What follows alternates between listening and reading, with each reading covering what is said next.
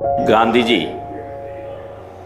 ഇന്ന് വിസ്മൃതിയിലേക്ക് കൊണ്ടുവരാനുള്ള വലിയ ശ്രമങ്ങൾ നടന്നുകൊണ്ടിരിക്കുന്ന ഒരു ഇന്ത്യൻ സാഹചര്യത്തിലാണ് നമ്മൾ കടന്നു പോകുന്നത്.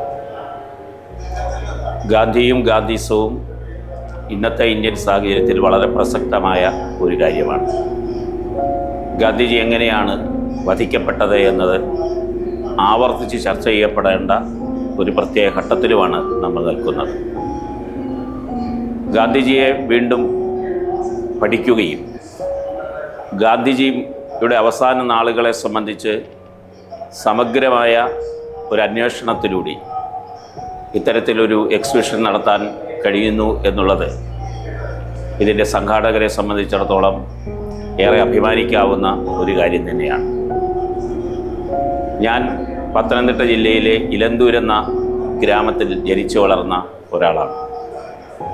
തികച്ചും കുഗ്രാമമായിട്ടുള്ള ആ സ്ഥലത്ത് 30കളുടെ അവസാനം മഹാത്മാഗാന്ധിജി വരികയുണ്ടായി. അന്ന് ഞാൻ ജനിച്ചിട്ടില്ല. പക്ഷേ എൻ്റെ അച്ഛൻ്റെ ജ്യേഷ്ഠൻ കെ കുമാർ എന്ന് പറയുന്ന ഗാന്ധിയൻ്റെ നേതൃത്വത്തിലാണ് ഗാന്ധിജിയെ അവിടെ കൊണ്ടുവന്നത്. ആ ഗാന്ധിജി വന്ന് പ്രസംഗിച്ച സ്ഥലത്തെല്ലാം ഇപ്പോൾ ഗാന്ധി പ്രതിമയും മറ്റു കാര്യങ്ങളുമൊക്കെ ഉണ്ടെങ്കിലും എൻ്റെ നാട്ടിലുള്ള പുതിയ തലമുറയ്ക്ക് പോലും ഗാന്ധിയെ വേണ്ടത്ര തിരിച്ചറിയാനാവുന്നില്ല എന്നത് ഇന്ന് നമ്മൾ നേരിടുന്ന ഏറ്റവും പ്രധാനപ്പെട്ട ഒരു കാര്യമാണ്. എൻ്റെ നാട്ടിൽ പിന്നീട് വിനോബാ ഭാവെ വന്നിട്ടുണ്ട്. വിനോബാ ഭാവെ വരുമ്പോൾ അദ്ദേഹം ഭൂദാനയജ്ഞവുമായിട്ടാണ് വന്നത്.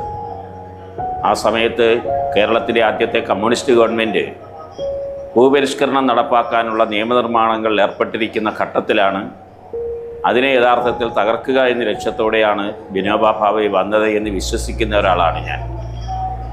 പിന്നീട് ഞാൻ വിനോബാ ഭാവയെ കാണുന്നത് 75-ൽ അടിയന്തരാവസ്ഥയിൽ നാവടക്കൂ പണിയെടുക്കൂ എന്ന മുദ്രാവാക്യം ശ്രീമതി ഇന്ദിരാഗാന്ധിക്ക് എഴുതി കൊടുത്ത വിനോബാ ഭാവെയാണ് ഞാൻ പിന്നീട് കണ്ടത്.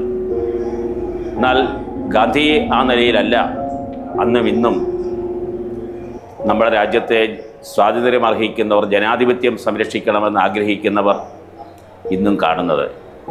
ആ ഗാന്ധിയെ വീണ്ടും ജനശ്രദ്ധയിൽ കൊണ്ടുവരാനാവുകയും ഗാന്ധിയെ വീണ്ടും പഠിക്കാനാവുകയും ചെയ്യുന്ന തരത്തിൽ വളരെ ശ്രമകരമായ ഒരു ജോലി ഏറ്റെടുത്ത ഇതിൻ്റെ സംഘാടകരായി ഇതിൻ്റെ പിന്നിൽ പ്രവർത്തിച്ച എല്ലാവരെയും ഈ അവസരത്തിൽ ആശംസിച്ചുകൊണ്ട് അഭിവാദ്യം അർപ്പിച്ചുകൊണ്ട് ഈ എക്സിബിഷൻ കൂടുതൽ കേന്ദ്രങ്ങളിലേക്ക് കൊണ്ടുപോകാനാവണം, കൂടുതൽ ജനങ്ങളെ ഇത് കാണിക്കാനാവണം.